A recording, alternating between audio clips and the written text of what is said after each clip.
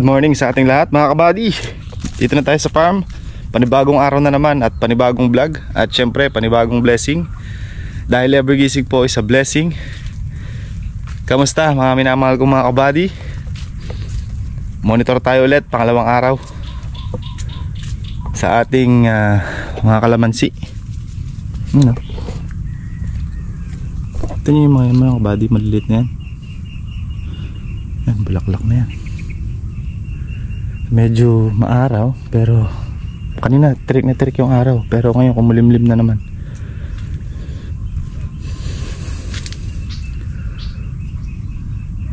Ayun o, ito yung mga kabady. Ito o. Ayun o.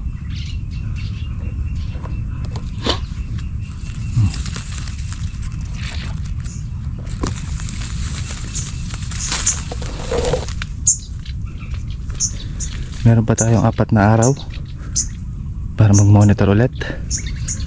So araw-araw mga kabady, kailangan nasisilip natin or naiikutan natin to para makita natin kung talagang may resulta kahit na binaha yung ating pinataba.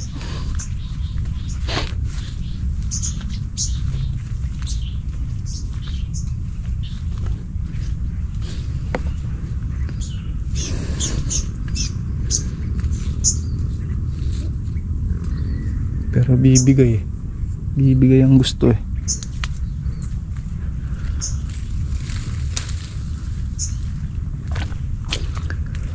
Alang gaya ng sabi ko mga kabady, pang follow up to ng December.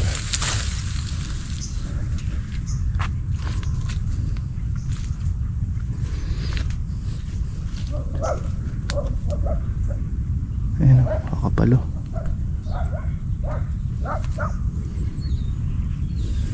Yung iba palabas pa lang. Ayan. Sa ganito kasi nagmumula yung bulaklak niya mga kabady, sa singit ng dahon. Nalobat, palit tayong battery. Ang pagmumonitor mga kabady, mas maganda sa hapon, yung medyo padilim na. Pero ako, ginagawa ko maagat hapon. Yung pagdating ko dito, pagkaya magkape or habang nagkakape, nag-iikot-ikot tayo. Gaya niya, katatapos ko lang magkape. Kaya ito, mag-iikot-ikot tayo uli. Sa gabi kasi mga kabady, o yung padilim na sa hapon, kitang-kita mo yung mga palabas ng bulaklak na yan. Kasi nga kulay, kulay puti. Tapos may dala kang kahit flashlight lang ng cellphone, kitang-kita. Pag kasi ganitong maaraw or trick yung araw mga kabady, medyo hindi mo sila makikita, akala mo konti lang, pero yun pala marami na.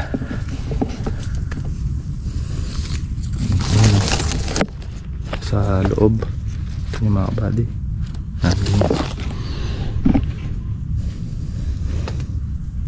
marami rin tong ilalabas nyo na to kahit papano.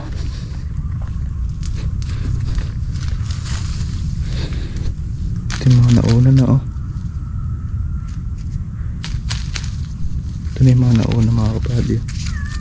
Ito sa inyo. Kasi yan pa, lumalabas pa yung iba.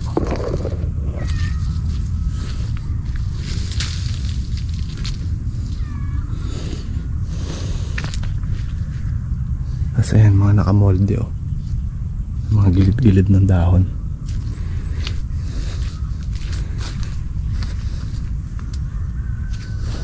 Days pa naman.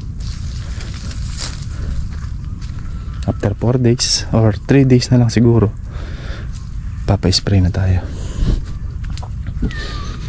Ayun o.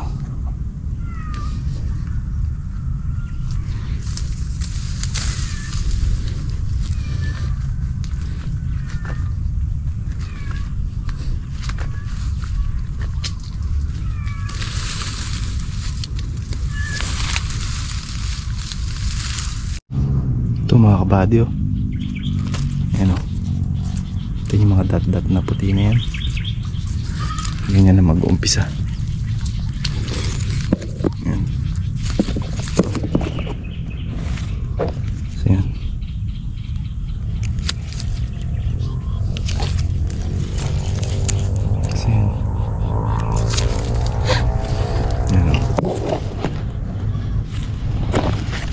Meron pa.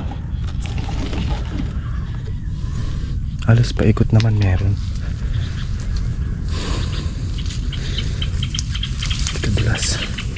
Tingnan nyo kakapal yung naging banlik mga kabady. Oh. Yan, banlik pa yan. Ito nyo. Oh.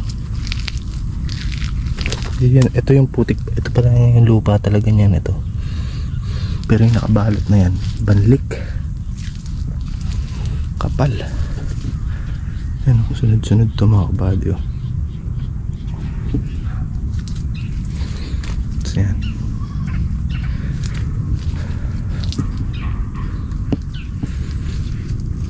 Yan o. Nice nga. Positive mga kabady. Medyo may potensyal. Kundi sana inabutan ng bahay yung pagkakapataba natin. Mabisang mabisa sana. Pero ganun pa man, papasalamat pa rin tayo kasi buhay pa rin yung mga tanim natin. Especially mga kabady, itong mga kalamansi nating talaki. Tsaka hindi na ito basta-basta bibigay sa mga ganong baha. Either lang kung talagang lulubugin mo to, palubugin mo yung buo na yan. Eh pag lumubog to, napakalalim na ng tubig sa baryo mga kabady. Lubog na rin yung Santa Isabel pag gaganon. Tapos pag nababad pa siya ng mga 1 linggo hanggang 2 linggo, yun, may posibilidad na di na siya makasurvive pag gaganon, mamatay na. Pero pagka hanggang dito lang, wala, kaya ng kalamansi yun kasi matatag na siya, malaki na. Huwag lang yung mga bagong tanim talaga. Ito, kabady, ang kapal nito. Pagka nagmamonitor kasi kung mga kabady, iniikot ko yung isang punyal. Ito isang puno na ito, ikutin ko yan. Pag nakita ko na 10 to 15% na, yun, mag-umpisa na tayo mag-spray.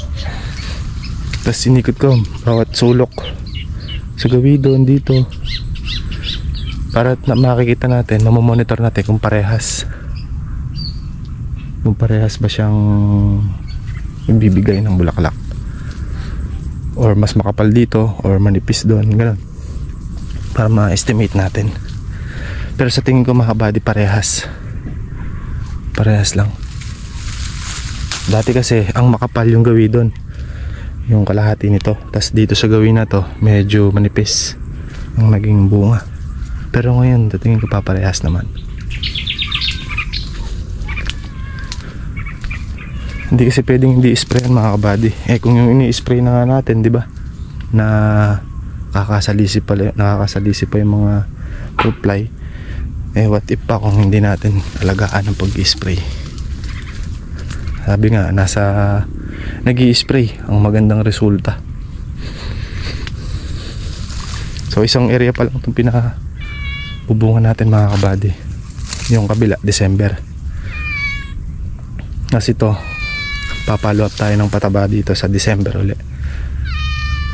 Susundutin natin yung pagkakapatabang inabutan ng baha, isang pataba pa.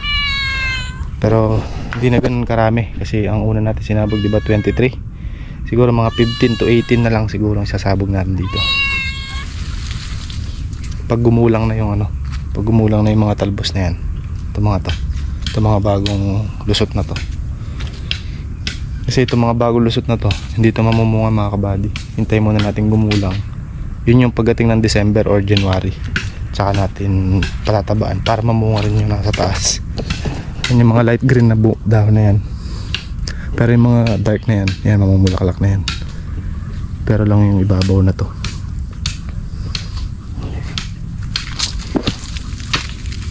Para hanggang taas meron. May kasunod yung pabungan natin sa baba.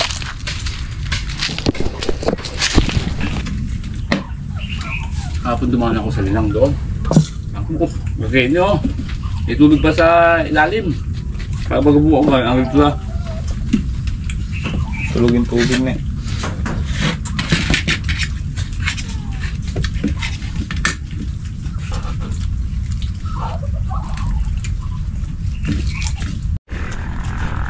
Ito mga kabady, pasan natin itong mga istaka, dadalhin natin sa tulo.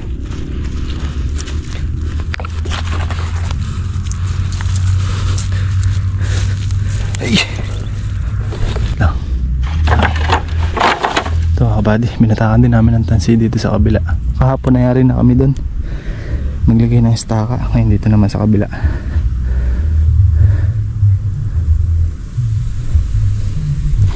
Estaka first.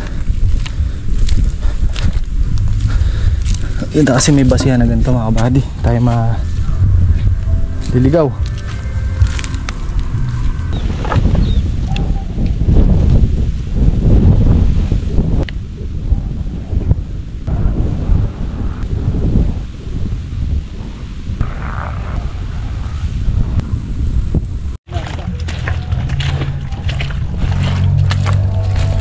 Birthday na dun, AJ.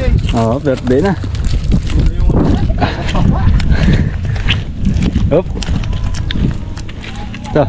Okay, kami.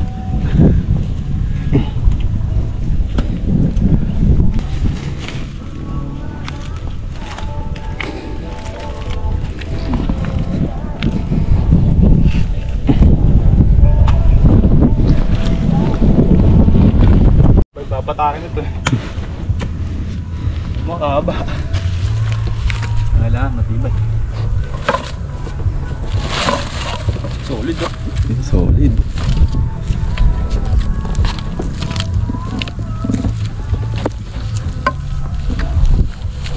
Ito pa yan. Kahit pet, kaya apat.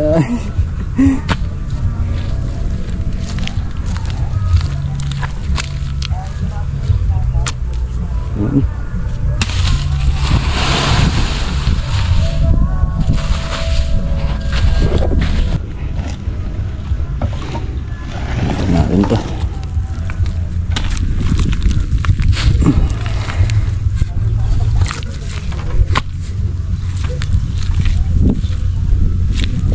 Tunggok.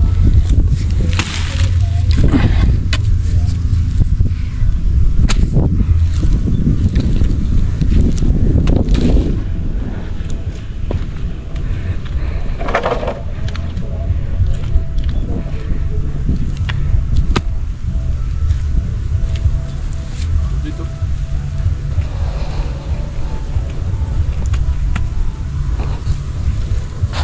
Solid yung magbabaon.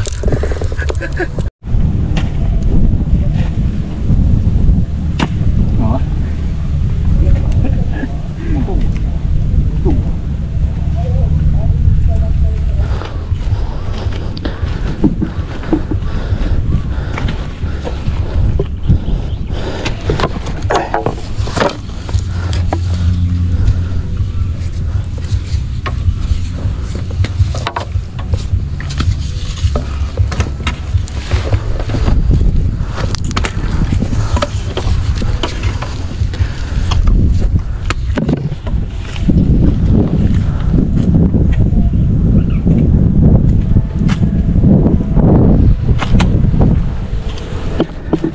Ito mga buddy, kakalat natin itong mga poste. Kakatabi to. Ayun, poste na rin pala yan, malaki. Dito na to sa dulo.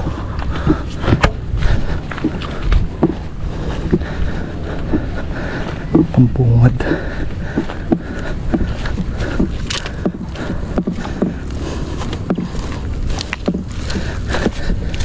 Aray ko.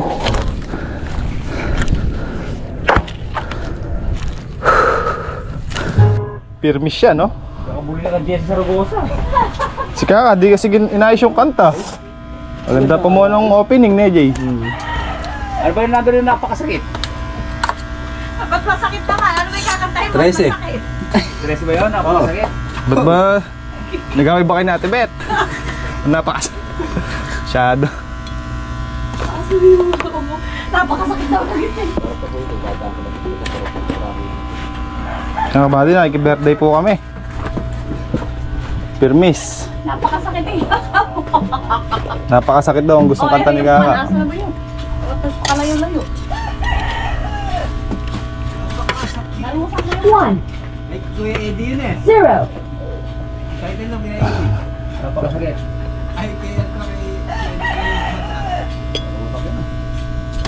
Si ano yan, si Bossing. No? 9, 1, 9. Kabisado ni Kaka talaga yung mga kantahan, no?